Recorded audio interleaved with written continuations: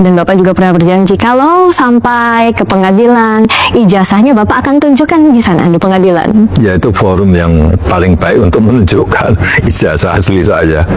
Dari SD, SMP, SMA, universitas semuanya. Kok bisa jadi wali kota? Kok bisa jadi gubernur, bahkan jadi presiden? Sementara kita dituduh pakai ijazah palsu. Jadi simpel sekali Bapak Jokowi. Tinggal tunjukin aja. Ini loh ijazah asli saya. Kan selesai. Kelar kan? Habis perkaranya. Nggak akan ruwet sini. Semua provinsi datang akhirnya ke UGM ini karena kita masih mempertanyakan mana ijazah asli Pak Jokowi. Kalau memang ada, tinggal tunjukkan saja. Ini ijazah asli saya. Silakan. Pak Jokowi, coba perlihatkan ijazahnya.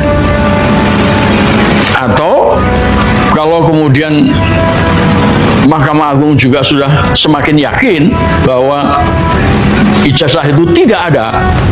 Ini penting juga, karena yang disampaikan oleh UGM, yang diterbitkan oleh UGM itu atas nama Joko Widodo, yang belum tentu adalah presiden, belum tentu adalah gubernur DKI, sehingga ya memang nggak ada, ijazahnya nggak ada.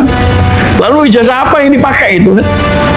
Berarti kan ada ijazahnya orang lain yang dipakai, antara lain yang seperti pernah saya sampaikan, itu mengambil dari ijazah iparnya Hari Mulyono. Hari Mulyono, adik iparnya yang menikah dengan adiknya, yaitu Hidayati.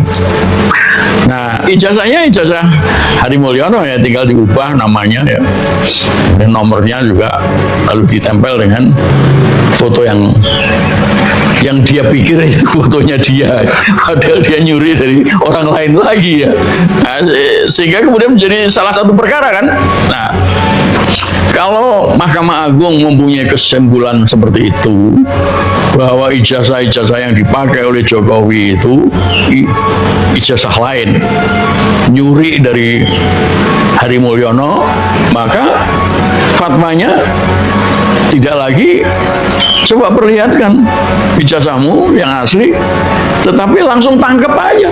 Ya pasti dia berbohong, ya, melakukan penipuan. Bukan ijazahnya tapi dipakai sampai kemudian menjadi presiden 21 tahun. Ya pasti orang-orang di Mahkamah Agung itu orang-orang jagoan lah. Betul. Ya, jagoan dan ngerti hukum, ya kan. Saya angkatan 82 Fakultas Hukum Universitas Gadjah Mada. Profesi saya sebagai praktisi hukum yang memang sudah saya tekuni 30 tahun lebih ini. Ya, nah, saya kenapa tadi digeret ke sini hadir? Saya juga terpanggil pertama ini alma mater saya. Marwah dari alma mater saya harus terjaga. Alma mater saya jangan terseret dibawa kemana-mana. Alma mater saya harus tegak dalam menjunjung tinggi kebenaran dan juga objektivitas. Nah, berkaitan dengan proses ijazah tadi yang disebut-sebut tadi, saya memang berbeda pendapat dengan kawan-kawan ya, terus terang ya. Karena yang mengatakan ijazah Jokowi palsu, saya bertanya, apakah pernah yang mengatakan Jokowi ijazah palsu melihat ijazahnya Jokowi? Kalau saya belum pernah. Adapun yang dilihat di medsos itu fotokopi ijazah, jadi bukan ijazah. Apa yang dilihat di medsos itu adalah foto dari ijazah, entah dari mana saya nggak tahu, tapi foto, jadi bukan ijazah. Sampai hari ini saya yakin yang hadir di sini belum pernah melihat ijazahnya Jokowi. Nah, jadi bagaimana mungkin kita mengatakan ijazah itu asli atau palsu? Ya, itu satu. Kedua, karena persoalan ini tidak bisa diselesaikan secara negosiasi, yang bersangkutan tidak mau menunjukkan kalau memang dia punya ijazah, satu-satu jalan adalah proses hukum di pengadilan. Itu jalannya tuh. Namun sedikit masukan bagi kawan-kawan, kalau anda menggugat Jokowi mempunyai ijazah palsu, pendapat saya akan mentok, 10 kali pun akan mentok, karena anda akan diminta untuk membuktikan ijazahnya itu ada atau tidak. Itu dulu. Kalau ada baru dilihat palsu atau tidak. Nah, jadi sekarang biar tim TPUA nanti membuat suatu konstruksi hukum yang lain, bukan berkait kalau mungkin bukan berkaitan dengan masalah ijazahnya asli atau palsu, tapi ada bentuk lain dalam konstruksi hukumnya yang nanti sama-sama kita saksikan kalau ini masuk ke ranah hukum di pengadilan. Saya pikir itu kalau saran saya, ini sudah diterima baik-baik di sini, lebih baik yaudah kita terima apa hasilnya dulu di sini, nanti bisa didiskusikan. Kemudian kalau mau dibuat konstruksi hukumnya, silakan dibuat konstruksi hukumnya yang pas sesuai dengan hukum yang ada di negara kita ini, baik menyangkut pidana maupun perdata, itu bisa didiskusikan lebih lanjut. Saya pikir itu kalau pendapat saya berkaitan dengan ini. Terima kasih. Baik, kita sudah dengarkan bersama pendapat Bang Lukman ya. Saya ingin merespon sedikit Bang, karena beberapa hari lalu itu salah satu lawyer anaknya Hasibuan, saya lupa namanya siapa itu, dia bilang dia sudah lihat ijazah aslinya Jokowi, tapi tidak akan dipublikasikan. Satu. Yang kedua, ada rumor lagi ijazah Jokowinya yang asli hilang. Jadi pertanyaan saya adalah, apakah habis dilihat langsung dihilangkan? Itu satu.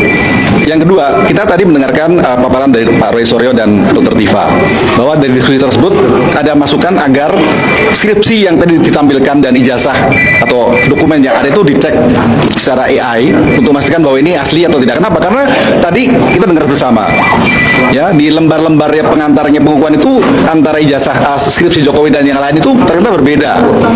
Yang lain itu ada tanda tangan dan nama pengujinya, yang punya Jokowi nggak ada. Jadi ini menimbulkan keraguan, dan kita semua juga tahu bahwa kalau yang namanya skripsi itu pasti ada tanda tangannya. Yang kedua, yang ketiga itu adalah beberapa hal yang tadi Mas Bang Lukman, agar kita membuat struktur yang lebih baik lagi. Nanti mungkin di momen inilah bisa kita sampaikan, karena di tim TPUA nanti ada Bang Egy yang akan memutuskan di Bang Rahmat ya. Bang Lukman ada tambah, silakan. Iya. Terima kasih. Assalamualaikum warahmatullahi wabarakatuh.